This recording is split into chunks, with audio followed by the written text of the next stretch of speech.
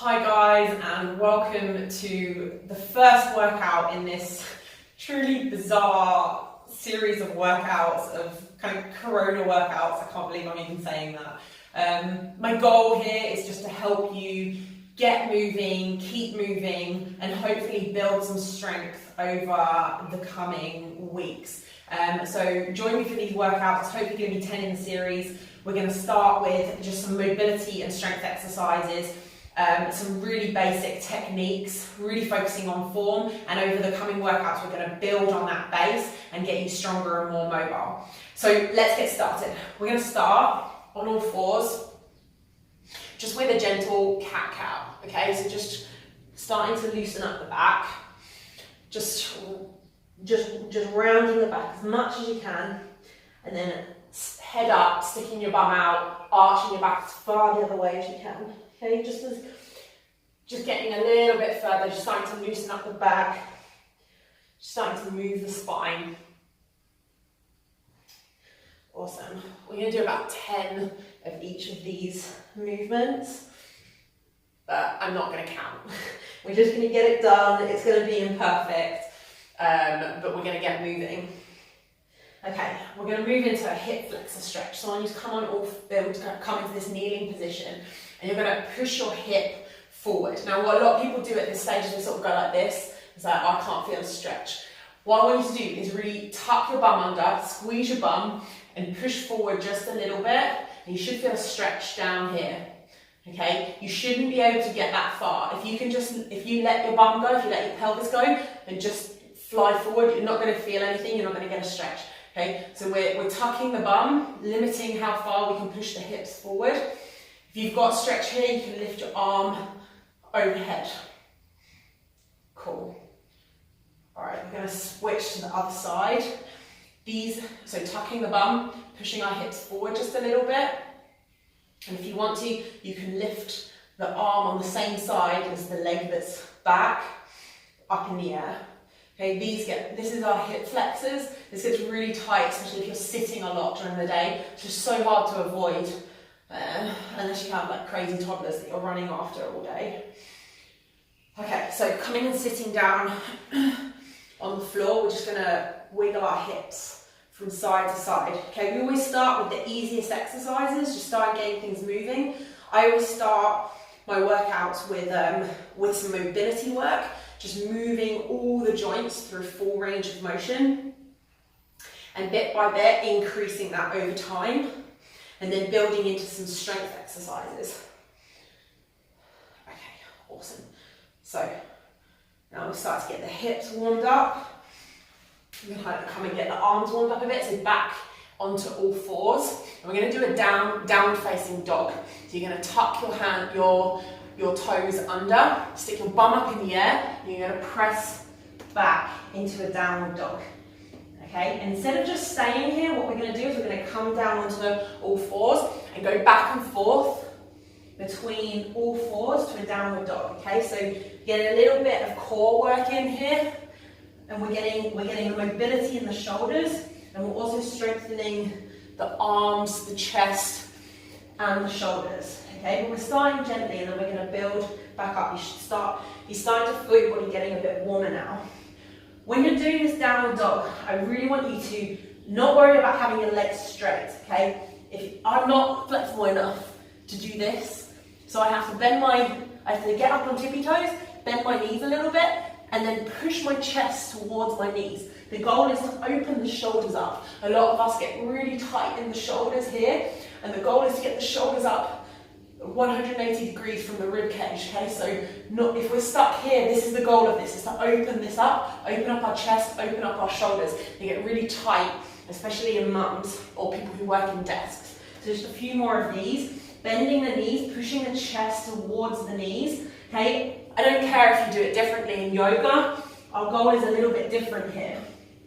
Okay, not worrying about active shoulders or anything like that. This is a mobility exercise.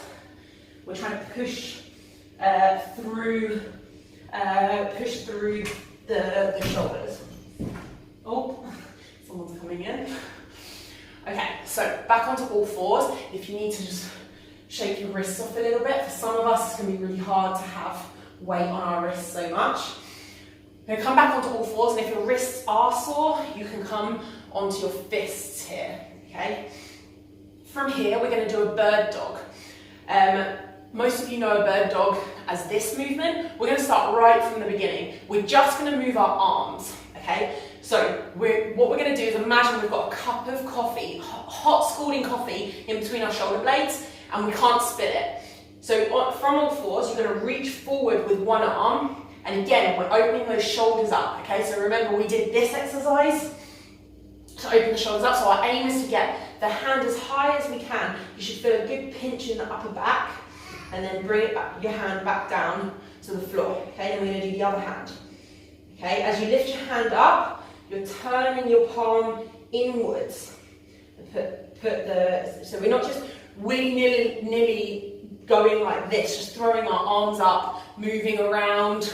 That's not the point of the exercise, okay? You need to push through the arm that stays on the floor. Everything else stays completely still, and you're straightening your elbow, twisting your arm around, and lifting your hand up as high as you can. You might be stuck here, that's fine. Just try pulling it up towards the ceiling. Switching sides. So we're just going to go back and forth between the two sides. Imagining you've got that hot cup of coffee on your shoulder. There's no swinging from side to side, transferring your weight. What you should feel is a lot of weight going through the hand that's on the floor, and you should feel your tummy muscles as well. Okay, they're having to work to stabilise you to stop you from shifting over to the other side. Okay, one more on each side. Last one. Okay, so from here, we're going to come into our deep squat. So I talk about doing squats a lot on social media. This is a great opening exercise for your lower back, your bum, your inner thighs, the backs of your legs, your ankles, and also for the pelvic floor. So if you can, you're going to just sit into it. If your heels are up on the floor, your feet are too close together, you want to get your feet wider apart. We're all going to have a different width that's comfortable for us. So if you need to have a wider stance for it to be comfortable, do that. If you need to bring it in a little bit, do it. It all depends on the shape of your hips. So it's going to feel a little bit different. It's going to look a little bit different for each of us. If you can't do this, you're going to hold on to something heavy and just ease yourself down into the movement as far as you can. Okay? And even if you're stuck here, that's fine. Just try and put your weight back and go as far as you can. Okay, so from our deep squat, okay, we're going to sink into this. And from here, we're going to put our hands on the floor and put our bum up in the air. And then stretch out all the backs of our legs and our lower back. Just feel that stretch. Lock your knees out. You don't have to bend your knees to try and get your hands on the floor. Lock your knees out. And you know what? If you're stuck here, that's totally fine. Okay, just hang out there. Flop your head down and then go back down as far as you can in the deep squat. Again, if you're stuck and you need to use your hands or you need to hold on to something, then you just do that. You might be doing this. That's totally fine. And each time, you're just going to try and go an extra millimetre further down. And if you can, you're going to go all the way from this deep squat into this forward bend.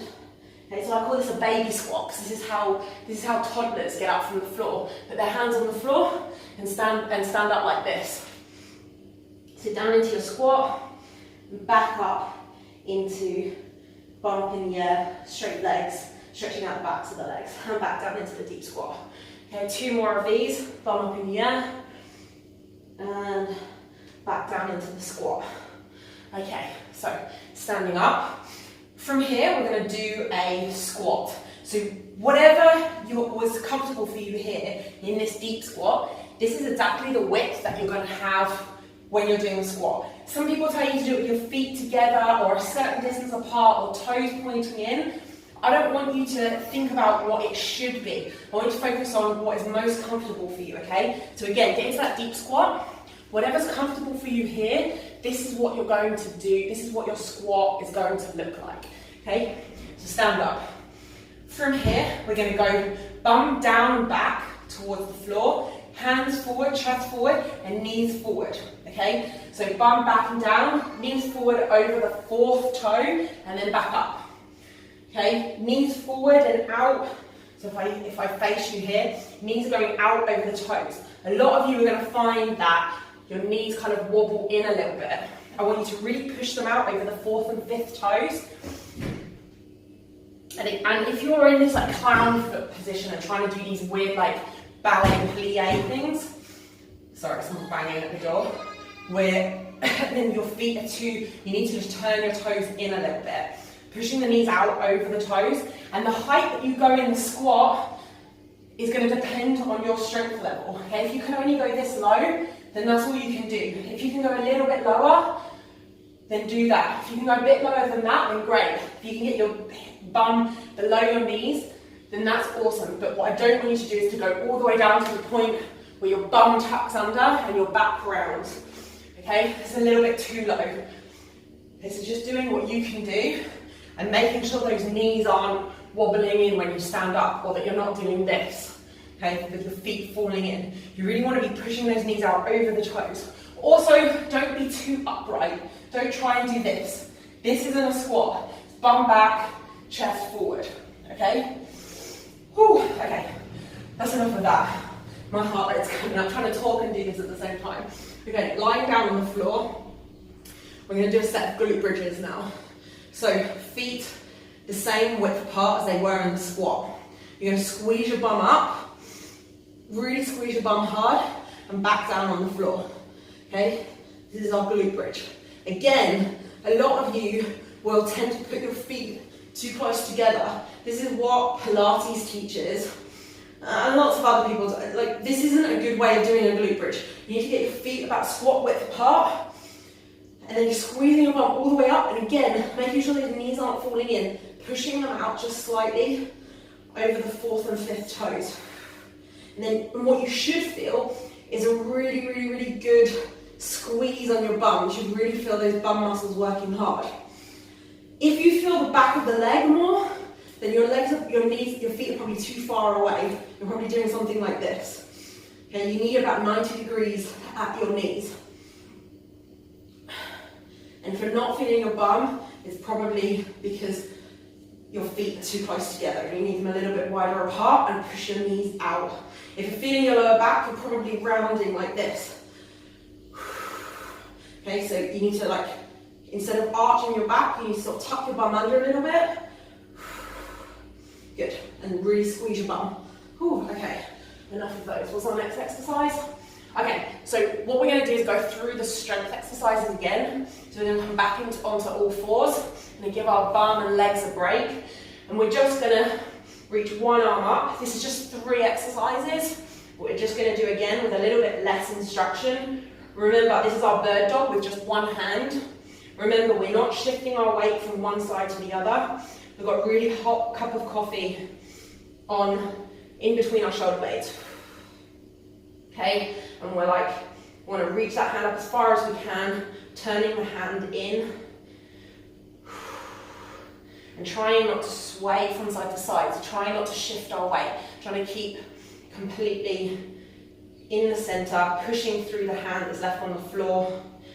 Whew. Okay, let's do a couple of these deep squats again, to get into that deep squat position.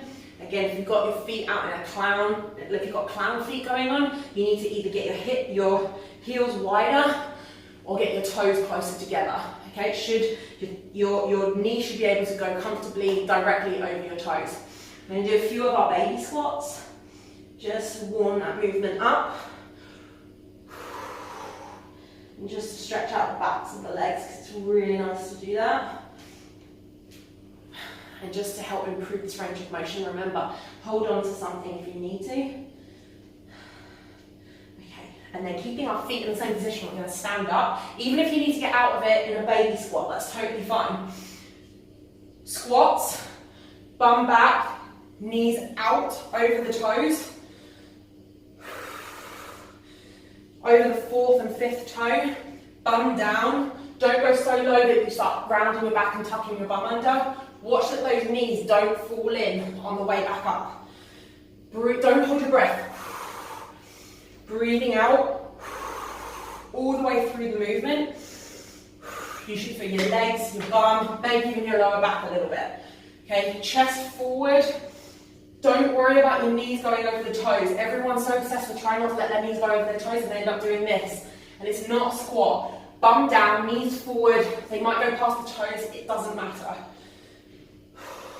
If your knee hurts, check that it's not falling in and push it out over your toes.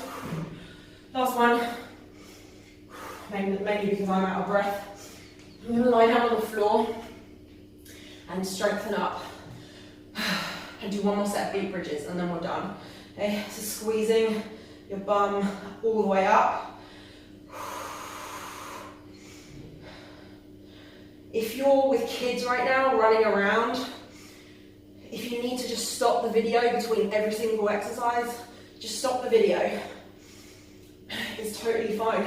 You don't have to do it all in one go. Just spread it out, come back to it, do another couple of minutes later on. Remembering to push the knees out over the toes and to not overarch your back. So kind of tucking the bum a little bit here. Squeezing all the way up, pushing the knees out over the toes. Last 3. 3, you should feel your bum really on fire by now. And if you don't, get in touch with me. I'll help you figure out what you're doing wrong. And that's it, okay. Just one little stretch to finish. I'm going to go back to this hip flexor stretch because this is what gets tight in so many people. So again, not just flying into it like this. Tucking your bum, tucking that pelvis under, squeezing your bum, pushing forward just a little bit. Feel a little bit of a stretch in here.